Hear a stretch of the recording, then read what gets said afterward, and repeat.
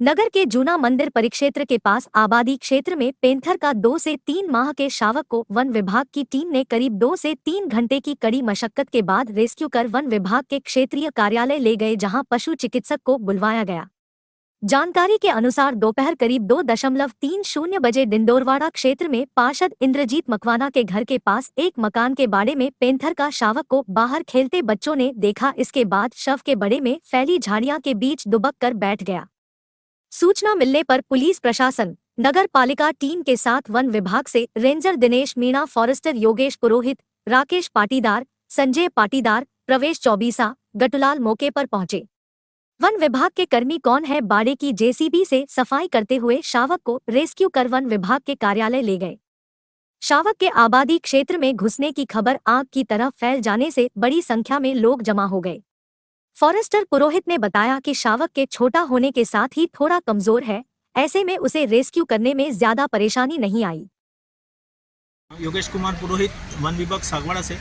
जैसे आज हमको प्रशासन से सूचना मिली कि आज जूना मंदिर सागवाड़ा में एक पैंथर के होने की आशंका है, तो हम नगर पालिका के से सूचना प्राप्त हुई, साथ ही पुलिस प्रशासन से भी सूचना प्राप्त हुई। उस पर हम मौके पे श्रीमान क्षेत्रीय वनाधिकारी दिनेश जी मीणा के नेतृत्व में हम वहाँ पे पहुँचे। उसके पश्चात हमने देखा तो वहाँ पर जो लकड़ियाँ पड़ी हुई थी, घर के बाहर एक छोटा सा बाड़ा था, उसके अंदर हमको देखने पर पैंथर के होने की पुष्टि हुई।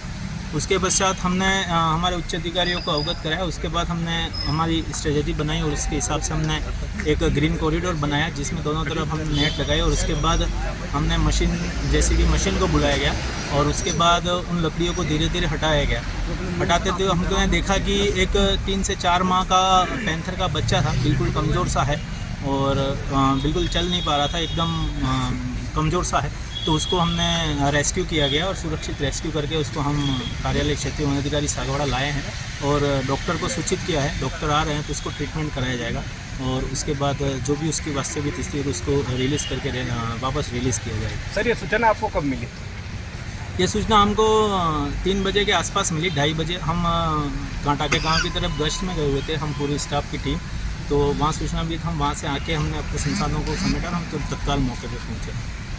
नगरवासियों को मैं आह्वान करना चाहूँगा कि पैंथर एक ऐसी प्रजाति है जो आबादी के आसपास ही रहना पसंद करती है, क्योंकि उसको शिकार आराम से मिल जाता है वहाँ पे।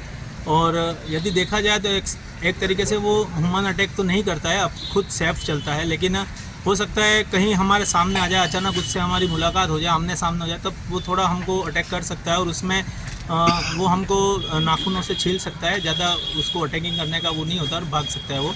तो मैं आह्वान करना चाहूँगा, यदि वो आबादी के आसपास घूम रहा है, छोटा बच्चा, निश्चित ही उसकी माँ भी यहाँ आसपास ही होगी और शायद उसका मूवमेंट वहाँ पे रह सकता है इस बच्चे के लिए।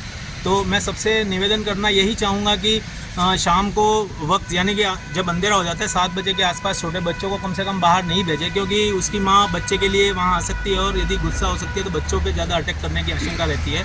और सभी से मेरा निवेदन होगा, और जैसे भी सुबह अर्ली मॉर्निंग है और शाम को 7 बजे तक जब अंधेरा होता है तो इनके मूवमेंट का समय रहता है, तो बच्चों को कम से कम बाहर नहीं भेजें तो बहुत ही अच्छा रहेगा। साथ ही पत्रकार बंधु का भी इसमें बहुत सहयोग रहा है, उन्होंने भी हमको सूचना दी, हम मौके पे पहुंचे और उन्होंने भी सहयोग किया। साथ ही पुलिस प्रशासन भी पूरा मुस्तैद से यहाँ पर मुस्तैद रहा है हमारे साथ, उन्होंने बिल्कुल सहयोग किया है।